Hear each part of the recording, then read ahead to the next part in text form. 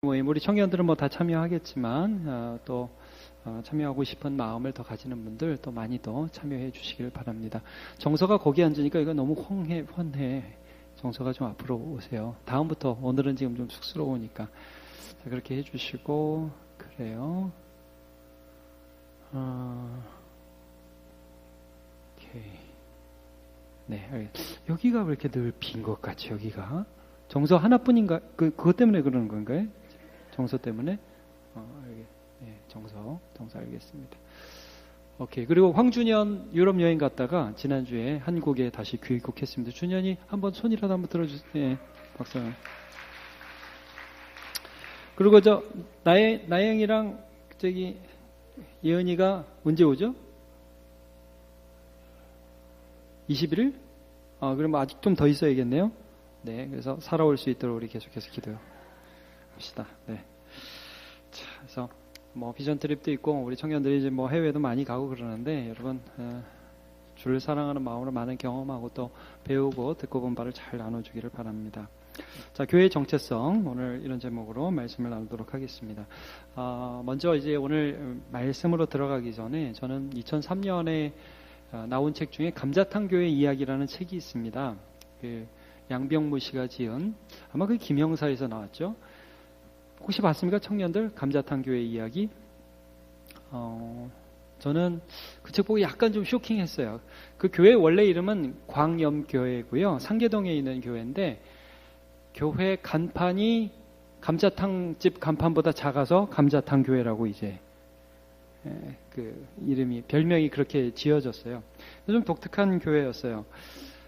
그 책이 나올 당시에 상가 건물에 있던 교회인데 성도가 한 1000명 정도 됐었다고 그래요. 근데 보통 여러분 1000명 정도 되면 상가 건물에 잘 들어가 있지 않잖아요.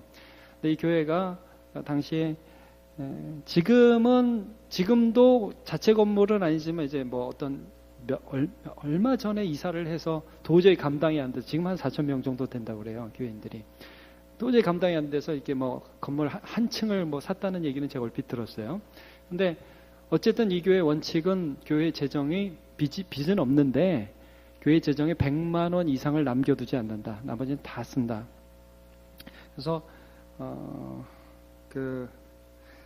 매년 그 당시에 2003년에 5천만 원 정도의 장학금을 지급하고 개척교회 1억 원 지원하고 구제 장학 선교 여기에 전체 예산의 30% 이상을 쓰고 외국인 근로자를 위하고 주변 교회 주변의 남녀 학생, 모녀, 부자 가정, 이렇게 이제 한부모 가정 이런 자녀들을 위해서 사랑의 집을 이미 6곳을 운영하고 있고,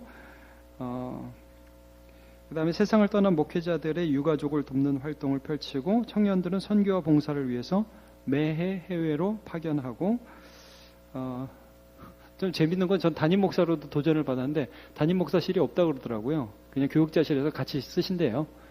그래서 참 그것도 도전 받았어요. 우리도 그냥 헐어버릴까요? 글쎄요. 하여튼 도전이 됐어요. 모든 것들을 똑같이 할 수는 없죠. 이제 이런 원칙을 가지고. 그래서 광염교회인데 2003년 당시에 이미 인터넷을 가장 잘 쓰는 교회. 그래서 소통하고 하는 일들을 가장 잘하는 교회로 이렇게 이름이 났던 교회. 그래서 감자탕 교회 이야기라고 이미 꽤 오래된 책이에요. 근데 청년들이나 우리 성도들 한번 보시면 재미있게 보실 거예요. 교회가 이렇게도 할 수 있구나. 그러니까 엄청나게 일을 하려고 마음을 그렇게 먹어요. 이 교회에서 재밌는 거 어떤 것도 했냐면 일반 신문에 광고도 냈잖아요. 무슨 광고를 냈냐면 예수 광고. 조선일보 이런 데다 예수 광고를 냈던 교회예요. 그래서 예수님 이런 분이라고 일반 신문에 교회 광고를 낸 게 아니라 예수 광고를 낸 그런 교회예요. 독특하죠. 참 보면서 제가 도전이 되었고, 참 우리가 살아가는 이런 시대에 교회가 이럴 수도 있구나 그런 생각이 들었어요. 근데 이제 이 감자탕 교회 이야기를 보면서 도전을 받지만 최근에 우리가 살아가는 시대의 교회의 소식들은 참 우리를 많이 실망시키는 경우들이 많이 있고, 세상보다 더 세상 같고 나쁜 거는 더 많이 하고 막 이런 것들이 세상 뉴스에서 너무 많이 나오잖아요. 그래서 우리 마음이 좀 아프잖아요. 이제 우리가 이번에 교회에 대해 알고 싶어서 책 하나를 보고 있어요. 그 제목이 뭐죠? 교회를 묻단가요? 그 제목이 뭡니까? 교회가 알고 싶다. 네, 뭐 그 책이죠. 이제 그 책 오늘 준비하는 사람들은 맨 끝에 현대 교회의 그 4가지 세속화의 유형을 지적하고 있는데 제가 거의 좀 했어요. 먼저 첫 번째는 강단의 타락입니다. 이게 뭐냐면 여러분 어떻습니까? 제가 여기서 설교하는 게 좀 딱딱하고 재미없을 수도 있지만 그래도 하여튼 여러분이 싫어해도 저는 말씀을 증거하려고 합니다. 하나님의 말씀을 증거하려고 하는데 강단에서 자꾸 하나님의 말씀이 아닌 사람들이 듣기 좋아하는 말을 이야기한다는 거예요. 그리고 사람들이 좀 열광하는 재미있는 얘기, 웃고 떠드는 얘기. 그러니까 여러분 저는 앞으로도 간증 집회 해가지고 사람 웃기는 사람 별로 데려올 마음이 없습니다. 예. 여기 와가지고 하나님 말씀 아니고 자기 자랑하고 막 하고 그런 사람들 별로 데려오고 싶은 마음이 없습니다. 그러니까 강단이 타락해서 하나님의 말씀이 온전하게 선포되지 못하고 사람의 이야기와 사람들이 듣고 싶은 이야기를 교회에서 자꾸 이제 하기 시작하면서 교회의 교회담이 무너지기 시작했다는 거죠. 두 번째는 성도의 이원론적 삶입니다. 이게 뭐냐? 이원론, 원론이 2개다. 이게 뭐냐면 교회에서의 삶과 세상에서의 삶이 너무 다르다는 거예요. 그래서 여기서는 너무 은혜스럽고 여기서는 너무 좋은 사람들이고 여기서는 예배 드릴 때 기도할 때 특별히 이런 거 있잖아요. 이렇게 기도할 때 보면 더 어떻게 저렇게 열심히 열과 성을 다해서 다 기도하는데 기도하고 딱 나가는 순간 입에서 그 입에서 어떻게 동시에 그런 말이 나갈 수 있는지 이런 이원론적인 삶이 우리 성도들의 모습에 너무 많이 있고 기도는 미친 듯이 하고 막 성경 많이 읽는다고 하는데 맨날 서로 욕하고 막 뒷담화하고 막 이런 것들이 이게 부패하고 세속적인 모습이 아닐 수 없다는 거죠.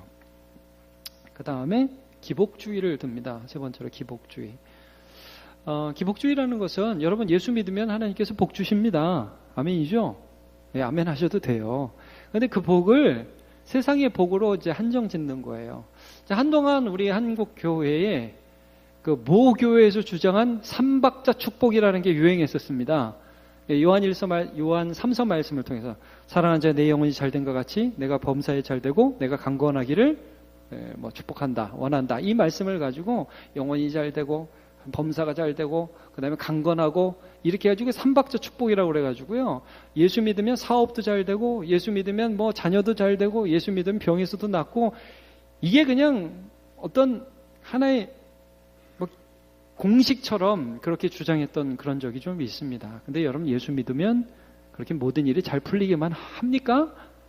고난도 당하는 거죠. 어려움도 당하는 거죠. 근데 이 복이라는 거를 이제 창세기 15장이 분명히 말씀하죠. 아브라함아, 나는 너의 상급이다. 하나님이 그러시죠. 여러분, 복의 근원은 하나님이십니다. 근데 그걸 너무 세상적인 거하고 이렇게 탁 바꿔버렸어요. 그래서 기복주의라고 그래요. 기복주의. 하나님이 형통케도 하시고 은혜도 주셔요. 근데 그거를 너무 세상에서 잘 되는 것으로 한정 지어 놓다 보니까 이게 교회인지 학원인지 몰라지는 거죠. 이런 현상들이 한국교회에 많이 있었다는 거죠. 이 조국교회. 저도 화종부 목사님 따라서 그냥 조국교회라고 할랍니다. 한국교회 그러니까 좀 남 얘기하는 것 같고 조국교회는 우리 아픔을 우리가 함께하는 그런 마음이 좀 있는 것 같아서 그냥 조국교회 그럴 테니까 알아서 들으십시오.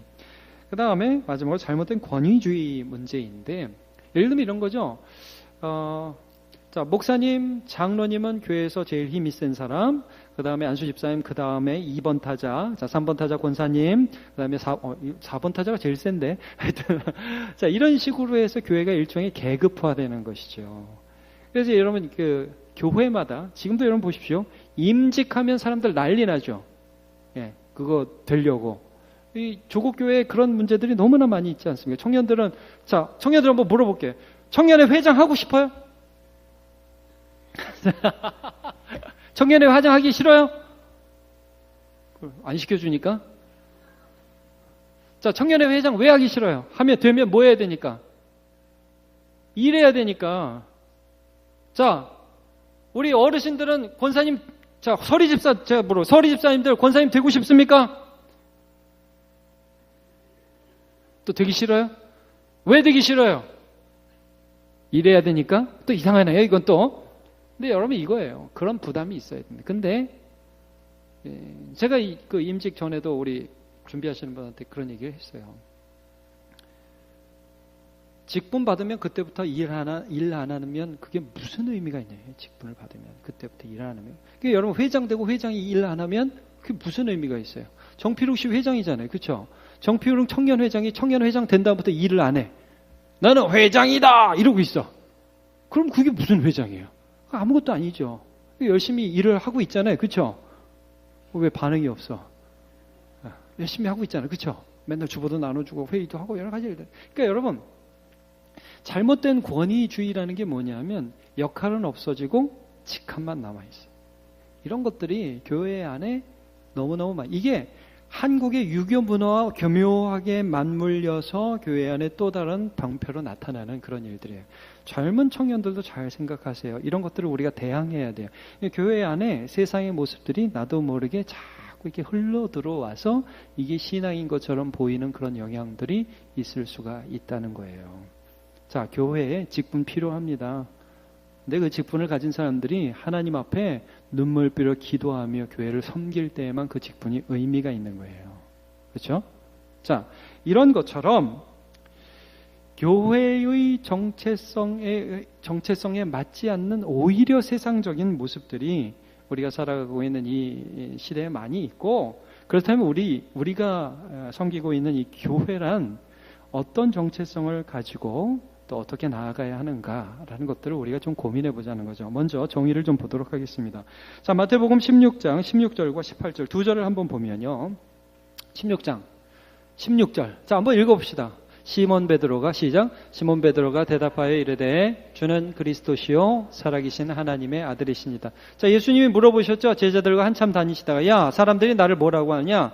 예, 사람들이요. 어떤 사람은 엘리야라고 하고, 어떤 사람은 죽었던 세례 요한이 다시 살아났다고도 하고, 어떤 사람은 아이고 오실 그 선지자라고 하고, 사람들은 그렇게 말하던데요. 자, 그러면 너희들은 나를 누구라 하느냐? 베드로가 손 들고 얘기했죠. 주는 그리스도시요 살아계신 하나님의 아들이십니다. 자, 이게 왜 중요해요? 이 신앙 고백 위에 무엇이 세워졌느냐?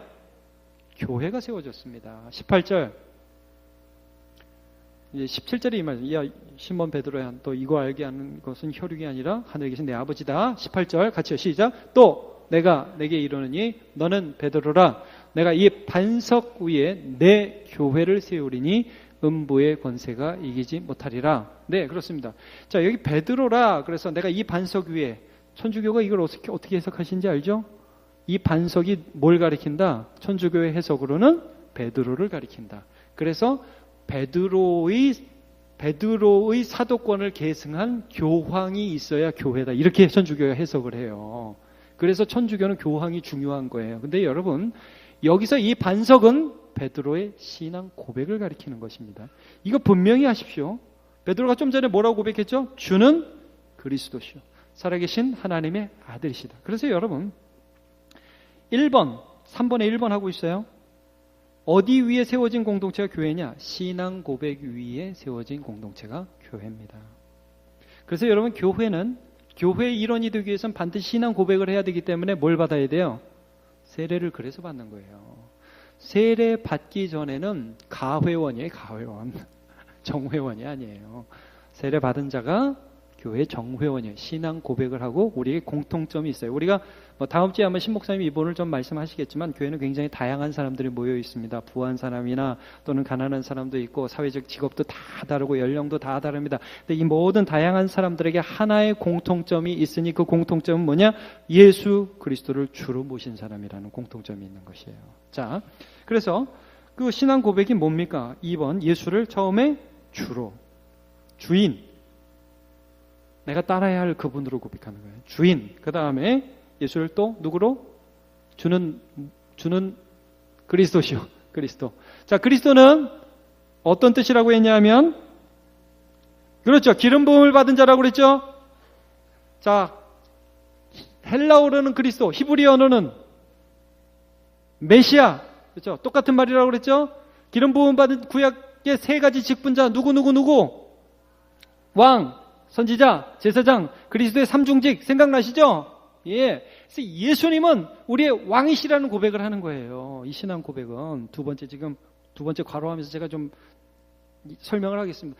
예수님은 우리의 왕이시다는 거예요. 나는 그분을 섬기고 그분이 나의 모든 것들을 이끌어 가신다는 고백을 하는 사람이 신앙인이고, 그런 사람들이 모인 데가 교회예요. 그 사람의 모임이 교회예요. 자, 왕이시고, 그 다음에 선지자. 선지자는 여러분 뭘 전하는 사람이 선지자예요? 말씀을 전하는 사람이 선지자예요. 예수님을 통해서 하나님이 말씀하신다. 이걸 믿는 거죠. 그 다음에 제사장. 이게 뭐예요? 우리 죄를 씻는 완전한 제사를 어디서 이루셨어요? 십자가에서 이루신 거예요. 기름 부음 받은 그분이. 그래서 그분을 통하여 우린 죄 쓰심 받고 하나님의 아들이 딸이 되었습니다. 자, 이 분으로서의 예수님을 내가 주로 모시고 그리스도로 인정하는 것이에요. 자, 그 다음에 주로 그리스도로, 마지막으로 무엇으로 믿어요? 주는 그리스도시요 살아계신 하나님의 아들. 하나님의 아들로 믿는 공동체예요. 말하자면 예수님은, 여러분 제가 말씀드리죠. 하나님의 아들이신 예수님은 하나님이신 예수님이라고 여러 번 말씀드렸어요. 소아들은 송아지, 말아들은 망아지, 개아들은 강아지입니다. 자, 그리고 사람의 아들은 하나님의 아들은 하나님이신 예수님이 사람이 되신 것을 믿는 거예요. 여호와 증인은 예수님이 하나님이 아니라고 그런다고 그랬죠. 거기에서 우리와 완전히 다 삼위일체 믿지 않아요, 여호와 증인은. 자, 우리는 공통점이 있어요. 여기서 함께 예배하는 저와 여러분에게는 공통점이 있습니다. 교회는 공통점이 있어요. 예수를 주로 모셔요. 여러분, 우리가 왜 용서하고 왜 우리가 서로 싸우다가도 주님 그룹, 여러분 애들도 막 싸우다가도요, 엄마 아빠 들어가고 야 너네 뭐해? 그러면 좀 움츠러들죠? 계속 싸워요? 엄마 아빠 들어와도 당신 뭐야? 그러고 막 싸워요? 아니죠. 여러분, 우리가 교회에서 서로 분열이 있다가도 주님의 말씀 들으면 용서하는 거예요. 다른 거예요. 교회의 주인은 예수 그리스도. 교회는 예수를 그리스도로 믿고 교회는 예수 그리스도를 하나님의 아들로 믿습니다. 이런 공통점이 있는 공동체가 바로 교회입니다. 아시겠죠? 이거 정의입니다, 정의. 자, 그럼 오늘 우리가 함께 나눌 말씀은 이 네 번째, 다섯 번째 반한 부분입니다. 교회의 정체성. 그럼 교회는 어떻게 세상과 다른가? 아까 제가 이런 표현을 했죠. 세상보다 더 세상적인 모습을 보일 때가 많은데, 여러분 그러면 안 돼요. 세상과 다르다는 거. 어떤 면에서? 자, 두 가지입니다. 첫 번째, 4번에 1, 교회 정체성 1, 세상에서 부름받은 공동체입니다.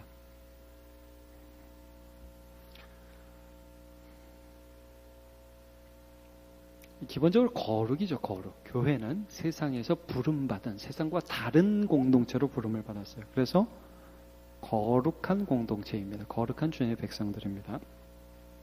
우리 교회에 세 가지 공동체를 부르짖습니다. 첫 번째, 여기 한번 보시면서 대답해주세요. 첫 번째 무슨 공동체? 변화 공동체. 두 번째, 영향력. 그 다음에 세움 공동체. 자, 이게 교회가 어떤 정체성을 가지고 있는지를 보여주는 거예요. 첫 번째, 변화 공동체라는 것은 세상과 똑같이 살지 않는다는 거예요. 주의 말씀으로 변화된다는 것이죠. 자, 일단 큰 제목을 보고 제가 설명을 할게요. 5번, 교회의 정체성. 두 번째, 세상으로 보냄받은 공동체입니다. 아까 4번의 세상에서 부름받은 공동체죠. 교회는 또 동시에 세상으로 보냄받은 공동체입니다. 이 부분을 우리가 좀 잠깐 말씀을 나누도록 할게요. 자, 교회는 그냥 놀고 적당히 예배 드려주고 사람 사귀는 개 모임과는 완전히 다릅니다. 그런 거 아닙니다. 자, 사도행전 2장 42절 같이 한번 읽어보죠. 시작. 그들이 서로의 가르침을 받아 서로 교제하고 떡을 떼며 오로지 기도하기를 힘쓰니라. 이제 처음에 예수를 믿고 그 사람들이 3,000명 정도 세례를 받아요. 신앙을 고백하게 됩니다. 그 바로 앞자리에 그게 있어요. 그리고 나서 그들이 어떤 교회의 모습을 띄었는가를 여기 이제 설명해주고 있는데, 자, 뭐 그들이 맨 처음에 한 것은 뭐죠? 여기 보니까 사도의 가르침을 받았다 그러죠. 가르침을 받았다. 자, 그거 1번에 그렇게 쓰십시오. 말씀이 선포되는 공동체. 말씀이 선포되는 공동체. 자, 교회는 어느 목소리가 제일 커야 돼요? 하나님의 말씀이 제일 커야 됩니다. 목사의 목소리가 아닙니다. 하나님의 말씀이 제일 크게 울려 퍼져야 합니다. 이 교회입니다. 세상과 다릅니다. 세상은 누가 이기냐? 목소리 큰 사람이 이깁니다. 그러나 교회는 그렇지 않습니다. 교회는 하나님의 말씀이 선포되고 그 가르침이 성도들 안에 그렇게 심기어지는 공동체입니다. 두 번째는 뭐 중심의 뭐 공동체냐면 예수 중심의 사귐 공동체예요. 좀 전에 우리가 봤죠. 서로 교제하고 떡을 뗀다. 떡을 뗀다는 것은 이제 이 성경에서는 항상 성찬식을 의미하는 그런 관용적인 표현입니다. 그 다음에 오로지 기도하기를 힘썼다고 그랬죠. 자, 3번은 기도에 힘쓰는 공동체. 자, 하나하나 잠깐 볼게요. 여러분, 예수 안 믿는 사람은 떡 먹고 밥 먹고 삽니다. 예수 믿는 사람은 말씀 먹고 삽니다. 아멘 하면 참 좋겠어요. 네, 예수 믿는 사람은 말씀 먹고 살아요. 혹시 제가 이런 질문하고 싶어요. 여러분, 말씀 안 들어도 난 잘 살 수 있다. 그런 사람 있습니까? 여기에 나는 말씀을 안 듣고 말씀을 안 읽어도 사는데 아무런 문제가 없다. 그 사람은 예수 믿는 사람이 아닙니다. 제가 좀 죄송한 말씀이지만 예수 믿는 사람은 말씀 안 들으면 못 삽니다. 예. 자, 사람이 떡으로만 사는 게 아니라 하나님의 말씀으로 살게 되고요. 자, 여러분, 우리가 이 말씀도 굉장히 많이 강조하죠. 로마서 1장 17절 복음에는 하나님의 의가 나타나서 믿음으로 믿음에 이르게 하는 기록된 바 오직 의인은 뭘로 살아요? 의인은 뭘로 삽니까? 믿음. 하나님 믿는 믿음으로 삽니다. 자, 그럼 여러분, 믿음은 어디에서 나죠? 들음에서. 들음은 그리스도의 뭘로요? 말씀으로 말미암느니라. 여러분, 교회는 하나님의 말씀이 중심에 있는 공동체가 교회입니다. 네. 그래서 예배의 중간에도 하나님의 말씀을 선포하는 것입니다. 여러분의 셀 모임과 구역 모임, 그리고 모든 교제. 자, 여러분. 예배 드리고 나서 기도하고 나서 쭉 모였어요. 모여가지고 이제 커피 마시러 갔어요. 가서 그때부터는 무슨 얘기해야 되죠?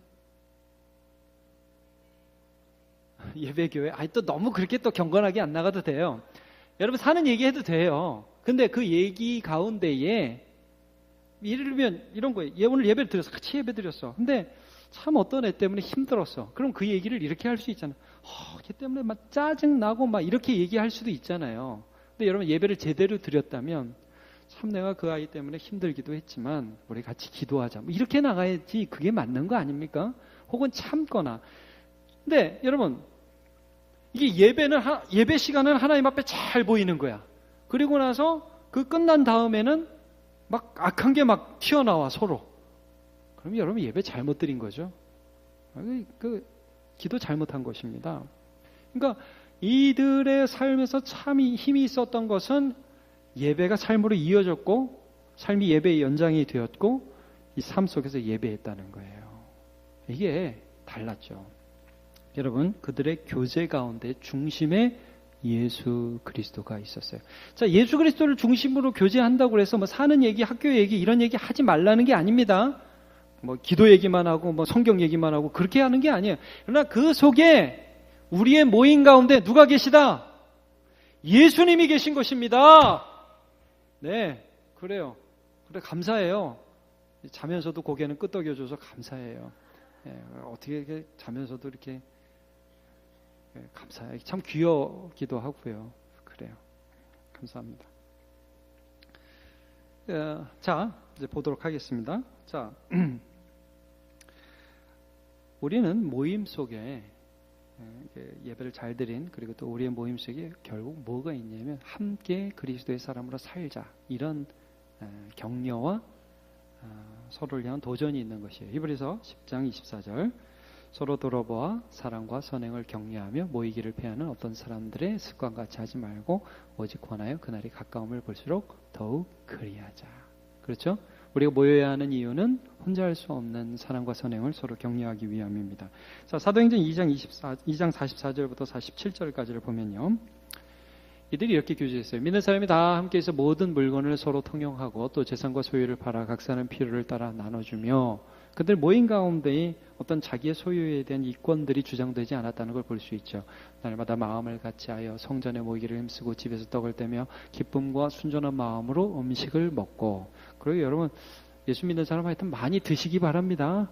잘 드셔야 돼요.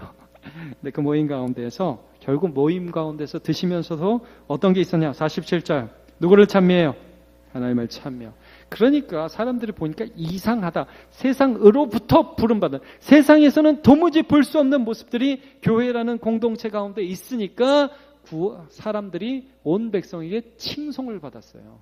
다르다. 여러분 우리가 예수를 제대로 믿으면 세상 가운데 두 가지 반응을 얻게 됩니다. 하나는 무섭고 싫고 두렵다. 나 저렇게 못 산다라는 세상의 반응이 올 것이고, 또 하나 반응은 나도 저렇게 진짜 살고 싶다는 반응, 둘 중에 하나가 올 겁니다.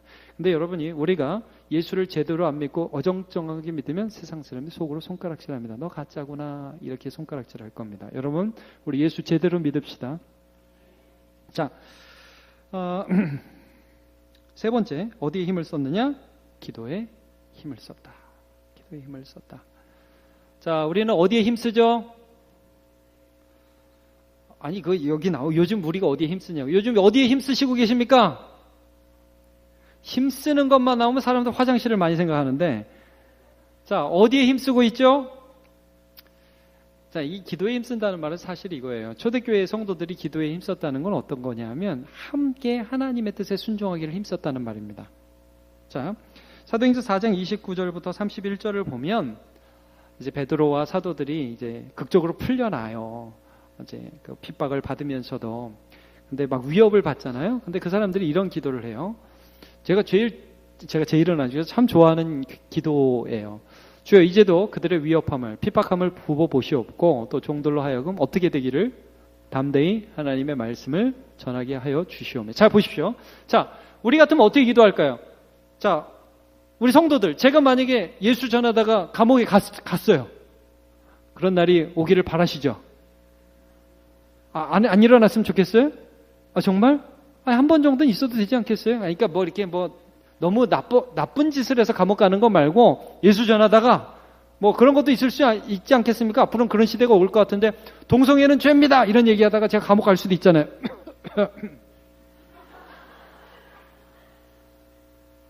갈 수도 있죠? 그렇죠? 그럼 갔다 오면 여러분이 또 어떻게, 주님 다시는 우리 목사님이 감옥에 가지 않도록 붙들어 주시옵소서, 이렇게 기도하실래요? 어떻게 기도하실래요 그러면? 하느님 가더라도 우리 목사님 정절을 지키게 해 주시옵소서, 이렇게 기도할 거죠? 우리 목사님 안 갔으면 좋겠지만, 그렇다고 여러분 또 이렇게 자꾸 보내려고 그러지 마시고, 안 갔으면 좋겠지만 혹시 또 가더라도 예수 그리스도만 바르게 믿고 그분의 뜻에 순종하게 해 주옵소서. 자, 여러분 우리가 모여서 뭐 기도해야 됩니까? 하나님 순종하게 해 주옵소서. 주님 뜻대로 살게 해 주옵소서. 여기다 힘을 쏟아야죠. 그러니까 여러분, 자, 우리의 기도 제목들도 보면 점점 이렇게 변화돼야 됩니다. 여러분 우리가 갈급하고 좀 어려운 문제들 내놓고 기도해야 됩니다. 병이 있고 아플 때 함께 기도해야 됩니다. 근데 거기서 좀 더 나아가서 우리 청년들 기도 제목 세를, 내가 이번에 직장 취업해야 되는데 예수 믿는 사람으로서 그곳에서 주일 잘 지키면서 복음의 사람으로 살아갈 수 있도록 기도해달라고 그렇게 기도 요청하셔야죠. 그렇죠? 네? 다 거짓말하는데 거짓말 안 하고 살 수 있도록 주님 저 붙들어 달라고, 음란한 이 시대 가운데 성결한 주님의 사람으로 살게 해달라고 그렇게 기도해야죠. 이 사람들은 지금 어떠한 어려움이 있어도 나는 복음 전하는 공동체, 우리는 복음 전하는 공동체로 하나님 살아갈 수 있도록 도와주옵소서. 그래서 그 다음 기도를 제목을 보세요. 우리가 그렇게 담대히 기도를 하면, 담대히 전도를 하면 30절 손을 내밀어 병을 낫게 하시옵고, 30절 표적과 기사가 거룩한 종 예수의 이름으로 이루어지게 하옵소서 하더라. 저는 이랬으면 좋겠어요. 여러분, 우리가 예수 믿는 사람답게 살아가려고, 이 세상에서 예수 믿는 사람답게 살아가려고 여러분이 복음 증거하고 병든 자를 위해서 회사에서 그 사람을 위해서 기도할 때에 예수 안 믿는 사람 병 낫기를 축복합니다. 이게 도대체 무슨 일이냐? 내가 믿는 예수가 역사해서 너 낫어. 그 말을 우리가 해야죠. 자랑하는 게 아니라. 빌기를 다하매 31절 모인 곳이 진동하더니 무리가 다 성령이 충만하여 담대히 하나님의 말씀을 전하니라. 여러분, 이거는 여기에 기도에 힘을 쓴 것은 어떤 목적도 어떤 방향도 없는 그런 기도가 아닙니다. 주님의 뜻을 따라 살고자 하는 한 마음 된 교회 열심입니다. 제가 지금 제자반 하는데 저희 제자반이 요즘에 9시가 되면 톡이 와요. 기도해 주세요. 그럼 이제 쫙 기도해요. 여러 가지 문제들이 있어요. 우리 제자반, 제가 섬기는 제자반에. 그 문제들을 가지고 함께 기도해요. 제가 느끼는 게 그거예요. 함께 기도하면서 우리가 예수 안에 하나라는 것을 알게 되는구나. 그걸 알게 돼요. 자, 여러분, 우리 남문 교회 함께 기도하시기를 바랍니다. 그러니까 이게 나의 약함을 꺼내면 바보가 되는 그런 분위기가 되면 안 돼요. 나의 약함을 꺼내면 흉보는 그런 분위기가 되면 안 돼요. 내 약함을 꺼내고 함께 기도하고 함께 위해주는 그런 공동체, 세상과 다른 공동체가 교회입니다. 네, 자, 이런 모습을 계속 만들어 갑시다. 자, 좋습니다. 이제 보냄받은 공동체 여기까지만 좀 같이 해보도록 하겠습니다. 이거 간단하게 하겠습니다. 마태복음 4장 23절을 보면 예수님의 사역이 이렇게 기록되어 있습니다. 예수께서 온 갈릴리에 돌아다니사 그들의 회상에서 첫 번째 뭐 하셨죠? 가르치시며, 그 다음에 두 번째 천국 복음을 전파하시며, 세 번째 백성 중에 모든 병과 모든 약한 것을 고치시니. 자, 가르치셨다, 전파하셨다, 고치셨다. 예수님이 하셨던 이 일들을 우리 교회에 맡기셔서 합니다. 이 세 가지. 자, 가르침, teaching, 전파하심, preaching, 그리고 고치심, 힐링이라고 할 수 있죠. 말하자면 이것입니다. 여러분, 제가 요 말씀을 찾아보고 좀 설명을 합시다. 우리 한번 에베소서 한번 1장을 보시기 바랍니다. 요거는 그냥 찾아주십시오. PPT 없습니다. 에베소서 1장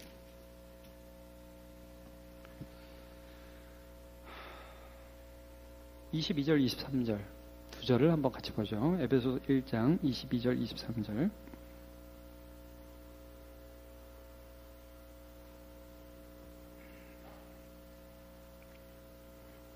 두 절입니다. 제가 22절을 읽을게요. 23절은 같이 읽읍시다. 또 만물을 그의 발 아래에 복종하게 하시고 그를 만물 위에 교회의 머리로 삼으셨느니라. 같이요. 교회는 그의 몸이니 만물 안에서 만물을 충만하게 하시는 이의 충만함이니라. 자, 교회의 머리는 누구? 예수 그리스도.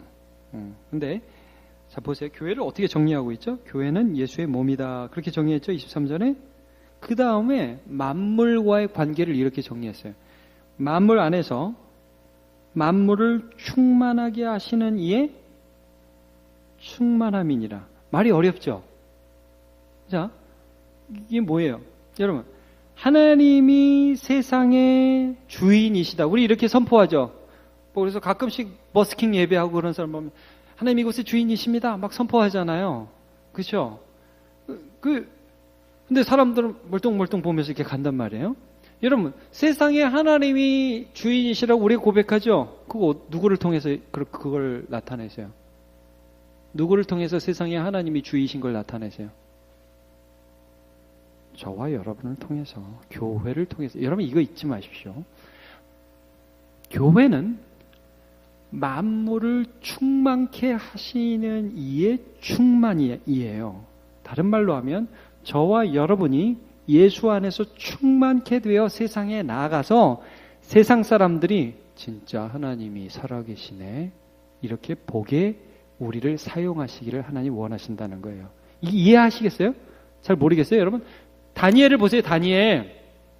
다니엘이라는 사람이 포로로 끌려갔죠? 다니엘, 사드락, 아벳느고, 메삭 친했던 친구들이잖아요. 근데 이 친구들이 서로를 위해서 기도해 주면서 믿음을 지켰어요. 그러니까 주위에 있는 사람들이 하나님을 봐요, 못 봐요? 계속 하나님 보잖아요. 너는 어떻게 채식을 했는데 얼굴 색깔이 더 좋아지냐?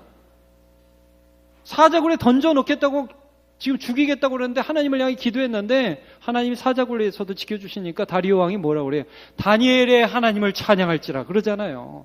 여러분, 교회는 하나님을 욕먹이는 공동체가 아니라 교회는 하나님의 충만함을 받아서 세상에 그 하나님의 충만하심을 전달하는 하나님의 도구입니다. 자, 이게 뭐냐? 우리 모든 성도들이 꼭 잊지 않고 기억해야 할 교회에 대한 정의입니다. 교회는 우리끼리 잘 먹고 잘 사는 공동체가 아닙니다. 교회는 세상 가운데 하나님을 보여주기 위해서 하나님이 부르셨고 보내시는 공동체. 이제 우리 교회가 이걸 진지하게 생각해야 될 때가 이제 됐어요. 원로 목사님도 그런 부분들을, 선교에 대한 부분을 많이 생각하셨잖아요. 제 목회 방향이 처음 부임하고 제가 4년 반 됐습니다. 꽤 됐죠 벌써. 제가 우리 교회 부임한 지 4년 반이 됐습니다. 이제 별거 아닌 건 저도 알고 있습니다. 별로 한 것도 없고 부족합니다. 근데 제가 어디에 초점을 주로 맞췄느냐 하면 훈련과 하나님을 아는 데 좀 초점을 맞추면서 목회를 해왔습니다. 제가 예배에 초점을 많이 맞췄습니다. 그러면서 요즘에 제가 이제 기도하고 그러면서 이제 우리 전 교회가 세상 가운데 하나님의 손과 발이 되어 어떻게 세상을 섬길 것인지에 대해서 고민해야 될 때가 왔다는 생각을 많이 하게 됩니다. 여러분, 우리가 함께 모여서 하나님을 보지 못하는 세상 가운데 하나님을 보여줄 수 있는 주님의 손과 발이 될 소망을 품으시기를 축복합니다. 자, 보십시오. 자, 가르친다. 자, 마태복음 4장 23절 이거 한번 같이 봅시다. 마태복음 4장 23절 시작. 예수께서 온 갈릴리에 두루다니사 그들의 회당에서 처음에 가르치시며 그 다음에 천국복음을 전파하시며 백성 중에 모든 병과 악한 것을 고치시니. 자, teaching, preaching, healing 이거 하나로 묶여 있는 거예요. 예수님께서 이 땅을 떠나시면서 하늘과 땅의 모든 것을 내게 주시니 이렇게 말씀하셨죠.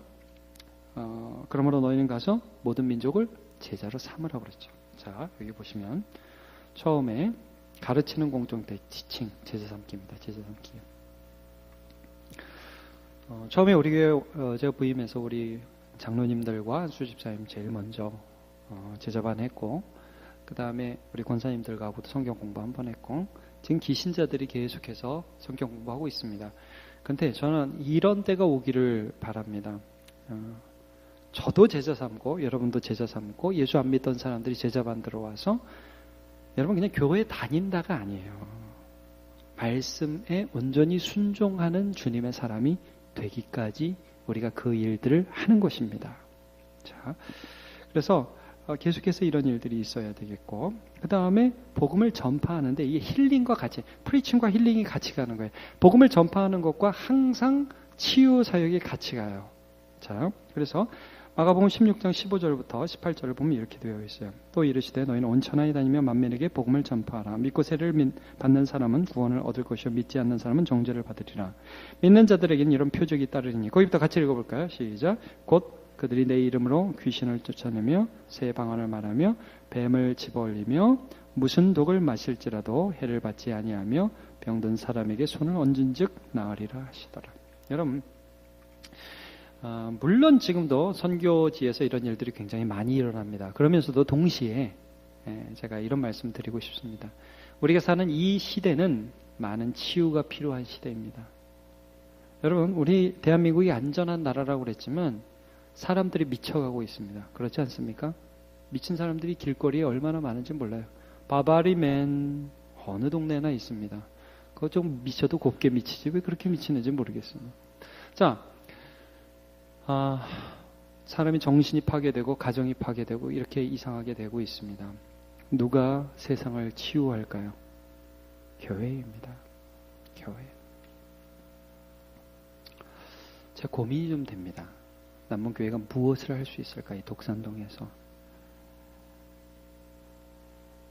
우리가 지금 독산 3동과 연계해서 2달에 한 번 어르신들 초청합니다. 지역의 어르신들을 초청해서 식사를 대접하는 일들을 하고 있어요. 한 달에 한 번씩 반찬을 배달하는 일들을 우리 교회가 하고 있습니다. 우리 교회 사랑방도 시작했고 선교사님 선교관도 이제 시작했습니다. 우리 교회 장학금 1,000만 원 정도 줍니다. 1년에 1,000만 원. 우리 얼마 좀 좋을까요, 앞으로?